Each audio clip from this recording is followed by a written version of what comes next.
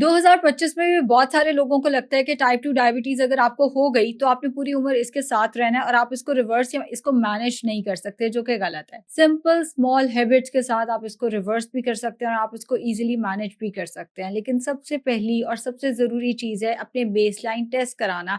कई लोगों को तब तक नहीं पता चलता कि उन्हें शुगर हो चुकी है जब तक उनका HbA1c 7 क्रॉस नहीं कर जाता। हालांकि अगर आप अर्ली स्टेज पर इसको डिटेक्ट कर लें, प्री डायबिटीज को रिवर्स करना ज्यादा आसान है। डायबिटीज भी रिवर्सिबल है टाइप 2, लेकिन उसको ज़ाहिर रिवर्स करना थोड़ा और मुश्किल हो जाता है, थोड़ा और ट्रिकी हो जाता है। अब कुछ स्मॉल हैबिट्स हैं, ये नहीं कि आपने 2-3 महीने उनको फॉलो करना है। आपने अपना लाइफस्टाइल मॉडिफाई किया 2-3 महीने और उसके बाद आपने सब कुछ दोबारा वही कर लिया जिन आदत की वजह से आपको टाइप 2 डायबिटीज हुई थी। कुछ चेंजेस आप अपनी रूटीन में, आप अपने लाइफस्टाइल में लेकर आएंगे तो टाइप 2 डायबिटीज से आप पूरी उम्र के लिए छुटकारा पा सकते हैं। और बहुत सारे मेरे टेस्टिमोनियल्स लगे हुए हैं। मारिया की अम्मा का टेस्टिमोनियल लगा हुआ है पेशेंट के जिन्होंने ऑलमोस्ट 90 केजीज वजन कम किया था। उस्मान साहब, उन्होंने भी अपनी प्री डायबिटीज को रिवर्स किया था। और भी बहुत सारे टेस्टिमोनियल्स लगे हुए हैं जिसमें पेशेंट ने अपनी डायबिटीज को रिवर्स किया है सिर्फ डाइट प्लान के साथ और थोड़े थोड़े चेंजेस के साथ। सबसे पहला चेंज जो आपको करना है वो ये है कि आपको रिफाइंड कार्बोहाइड्रेट्स को अपनी डाइट से निकाल लेना है। अब रिफाइंड कार्बोहाइड्रेट्स कौन से होते हैं? व्हाइट फ्लावर, सफेद आटा, ये जो हम गंदे किस्म के रैप्स खा रहे होते हैं। खैर गंदा नहीं कहना चाहिए, अब जैसे मैं खा ही वो सकती हूँ IBS की वजह से, लेकिन वो जो व्हाइट फ्लावर है उसको आपने अपनी डाइट से निकालना है। या रिफाइंड कार्बोहाइड्रेट जिसमें व्हाइट ब्रेड आ जाती है, जिसमें हमारे पास व्हाइट राइस भी आ जाते हैं कुछ हद तक, जिसमें हमारे पास ये प्रोसेस फूड आइटम्स आ जाते हैं, जिसमें बर्गर्स आ जाते हैं, जिसमें हमारे पास पिज्जाज आ जाते हैं, जो होल ग्रेन से नहीं बने हुए, उनको आपने छोड़ देना है। एंड रिफाइंड शुगर को आपने छोड़ना है। अब शुगर के नाम पे ये जो डब्बे का जूस हम पी जाते हैं, ये जो कोल्ड ड्रिंक्स हम पी जाते हैं, ये जो बिस्किट्स हम खा जाते हैं, कई लोगों को लगता है फलां बिस्किट के अंदर तो जीरा डला हुआ है तो ये तो बहुत अच्छा होगा डायबिटीज के लिए। नहीं, वो रिफाइंड कार्बोहाइड्रेट है, उसके अंदर गंदी क्वालिटी का ऑयल भी डला हुआ है, उसके अंदर गंदुम भी ज्यादा डली हुई है, उसके अंदर मैदा भी डला हुआ है। तो बिस्किट्स को, बेकरी आइटम्स को आपने अवॉइड करना है। पहला स्टेप है ये कि आपने refined carbohydrates and refined sugar को अवॉइड करना है।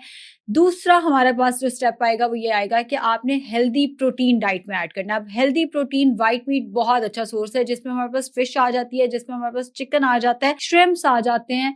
सी फूड आप जितनी खाएंगे आपकी सेहत के लिए उतना अच्छा है। और अगर ये नहीं तो मटन बीफ भी अच्छी ऑप्शन है, गिवन द फैक्ट कि आपका यूरिक एसिड या कोलेस्ट्रॉल ज्यादा नहीं है। तो आप रेड मीट का इस्तेमाल भी कर सकते हैं। आप ऑर्गन मीट भी डाइट में बढ़ा सकते हैं, जैसे आप कलेजी बना के वो चम्मच से खा लें, कम ऑयल में बनाएं, स्टीम कर लें, उसको ग्रिल कर लें। एंड नान के साथ नहीं खाना, नान फिर से रिफाइंड कार्बोहाइड्रेट वाली कैटेगरी में कहीं ना कहीं चले जाएगा, या खमीरी रोटी जो है वो रिफाइंड कार्बोहाइड्रेट वाली ऑप्शन में चले जाएगी। तो अच्छे वाला प्रोटीन जिसमें आप chicken, mutton, beef, fish, sea food सारा कुछ ले सकते हैं। अगला जो तीसरा स्टेप है वो हमारे पास आता है गुड फैट। बहुत सारे लोग गुड फैट एलिमिनेट कर देते हैं। बहुत सारे लोग उबाल के चिकन खाते हैं ये सोच के कि इससे मसले हल होने हैं। गुड फैट चाहिए आपके हार्मोनल बैलेंस के लिए। अगर आपकी डाइट में गुड फैट नहीं है तो आपका कॉर्टिसोल बढ़ेगा, स्ट्रेस हार्मोन बढ़ेगा, आपकी इंसुलिन रेजिस्टेंस भी बढ़ेगी, तो फायदा नहीं होगा।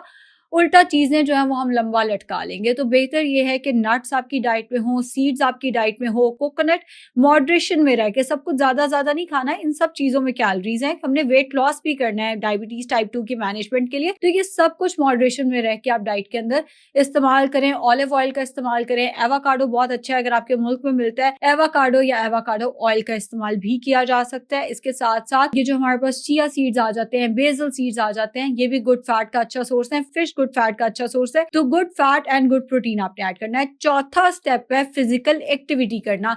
कितने लोगों के लाइफस्टाइल में फिजिकल एक्टिविटी होती नहीं है, और ये बड़ा अनफॉर्चुनेट है। मैंने बड़े लोगों को देखा है कि जहां फिजिकल एक्टिविटी की बात आती है ना, वहीं से वो भाग जाते हैं।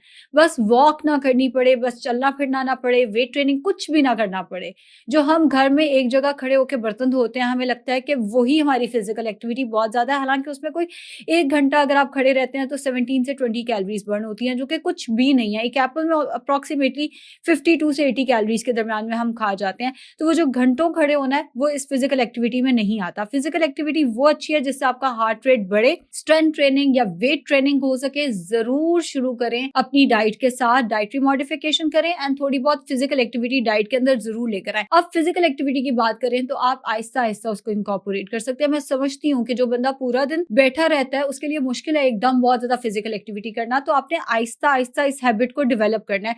हफ्ते में 3 दफा फिजिकल एक्टिविटी शुरू करें, चाहे आप वॉक ही कर लें, 30 मिनट मिनट्स वॉक से शुरू कर लें। ये मुश्किल लगता है, हर खाने के बाद 10 से 15 मिनट वॉक करें अपने शुगर लेवल्स को मैनेज करने के लिए। उसके बाद हफ्ते में 2 दफा स्ट्रेंथ ट्रेनिंग शुरू करें। दिन में कोई भी टाइम जो आपके लिए फीजिबल है, हफ्ते में 2 दफा स्ट्रेंथ ट्रेनिंग शुरू करें और फिर Aahista Aahista strength training and cardio दोनों को मिला के हफ्ते में कम से कम 4 दफा पे ले आए। कार्डियो में वॉक भी आ जाती है, तो हफ्ते में सिर्फ 4 दिन, 7 दिन टोटल होते हैं। 4 दिन आपको वेट ट्रेनिंग प्लस कार्डियो करना है और ये आपकी ओवरऑल हेल्थ के लिए भी जरूरी है। ये तब तक के लिए जरूरी नहीं है जब तक हम डायबिटीज को रिवर्स करें, ये ओवरऑल लाइफस्टाइल की इंप्रूवमेंट के लिए बहुत ज्यादा जरूरी है। पांचवा जो हमारे पास स्टेप आता है वो हम में से कई लोगों के हाथ में नहीं है और वो है स्ट्रेस मैनेज करना। कई लोगों को शुगर होती है स्ट्रेस ज्यादा होने की वजह से। एज वी ऑल नो कि स्ट्रेस हार्मोन है, कॉर्टिसोल, कॉर्टिसोल ज्यादा रिलीज होगा, वो सारे हार्मोन्स को इम्बैलेंस करेगा, ग्रेलिन लेप्टिन का इम्बैलेंस करेगा।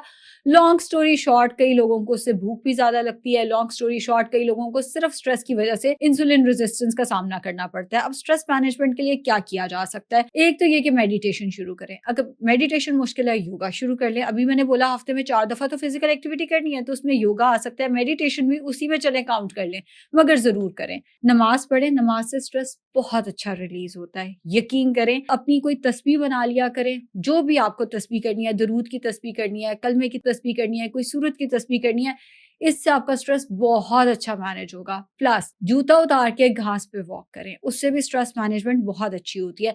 ये वो चीजें हैं जो आपकी फिजिकल एक्टिविटी में शायद बहुत ज्यादा ना आए। जैसे अगर आप जूता उतार के वॉक करते हैं तो आप 10 मिनट वॉक कर सकेंगे, कहीं कोई कांटा ना लग जाए, चूंटियां चल रही होती है वगैरह वगैरह, ज्यादा ये काम नहीं हो सकेगा। तो ये काम करके प्लस थोड़ा सा अल्लाह ताला की तरफ अपना रुख लगाएं, प्लस थोड़ी फिजिकल एक्टिविटी करें, डायबिटीज जो है वो मैनेज होना शुरू हो जाएगी। स्ट्रेस मैनेजमेंट इसके लिए बहुत ज्यादा इंपॉर्टेंट है। ग्रेन्स को कम करें, ये छठा स्टेप है। अब ग्रेन्स को कैसे कम करना है? और ग्रेन्स सारे क्या इलिमिनेट कर देने? इलिमिनेट नहीं करने। इलिमिनेट ये होता है आपने रोटी चावल मुकम्मल तौर पे छोड़ दिया। अब वो उससे कई लोग सफर करते हैं, कई लोगों का एनर्जी लेवल लो होता है, कई लोग चिड़चिड़े होते हैं, काम सही नहीं कर पा रहे होते, तो अपने कुलीग्स पे चीख रहे होते हैं, अपने एम्प्लॉयज पे चीख रहे होते हैं। तो ये वाला काम अगर आपसे नहीं होता, कार्ब्स एलिमिनेट करने वाला, मत करें, लेकिन कार्ब्स को कट डाउन कर दें, यानी अनाज को आप अपनी डाइट से कम करना शुरू कर दें। एलिमिनेट नहीं करना, कम करना है। रोटी चावल जितने आप खा रहे हैं आप उसको कम करें और सालन जो आप ले रहे हैं आप कम ऑयल में बनाएं। ऑयल में बनाएं, उबालना नहीं है, और सालन की मिकदार बढ़ा दें। खाने के बाद थोड़ी बहुत वॉक करें। फ्रुक्टोज यानी फ्रूट शुगर एंड डेयरी यानी मिल्क शुगर का इस्तेमाल मॉडरेशन में करना है, बड़ी एहतियात से करना है अगर आप डायबिटीज को रिवर्स करने की कोशिश करें। फ्रूट जूसेस तो बिल्कुल नहीं पीने डायबिटीज के रिवर्स करने में। और अगर आप स्लश लेना चाहते हैं, जैसे पीच लिया, उसको स्टिविया के साथ, काले नमक के साथ ब्लेंड करके वो आप ले सकते हैं। लेकिन अगर आप डायबिटीज को रिवर्स करना चाह रहे हैं तो दिन में 2 से 4 सर्विंग्स ले फ्रूट की, इससे ज्यादा ना लें। और अगर हम डेयरी की बात करें तो दिन में 2 सर्विंग्स ले, उससे ज्यादा ना लें। कई लोग रायता ही हर मील के साथ बहुत ज्यादा ले लेते हैं, जिसकी वजह से ऑब्वियसली पे टोटल कैलोरीज बढ़ जाती हैं। शुगर को रिवर्स करने के लिए एक बहुत इंपॉर्टेंट, टाइप 2 डायबिटीज की हम बात करें, एक बहुत इंपॉर्टेंट स्टेप ये है कि आपका जो वेट है आप उसका 10% कम करेंगे, आपके इंसुलिन लेवल्स जो है वो इंप्रूव करना शुरू कर जाएंगे। तो हमें कहीं ना कहीं तो वेट मैनेजमेंट करनी है, तो उसके लिए हमें कम भी खाना है, उसके लिए हमें डेयरी की सर्विंग्स भी गौर से देखनी है, हमें फ्रूट की सर्विंग भी, हम कितना खा रहे हैं ये बहुत ज्यादा इंपॉर्टेंट है। चंद ये चीजें मैंने आपको बता दी हैं। आप अपने आसपास किसी भी प्रोफेशनल से मिलें, प्रोफेशनल हेल्प लें। टाइप 2 डायबिटीज रिवर्सिबल है, मैनेजेबल है। शुक्रिया।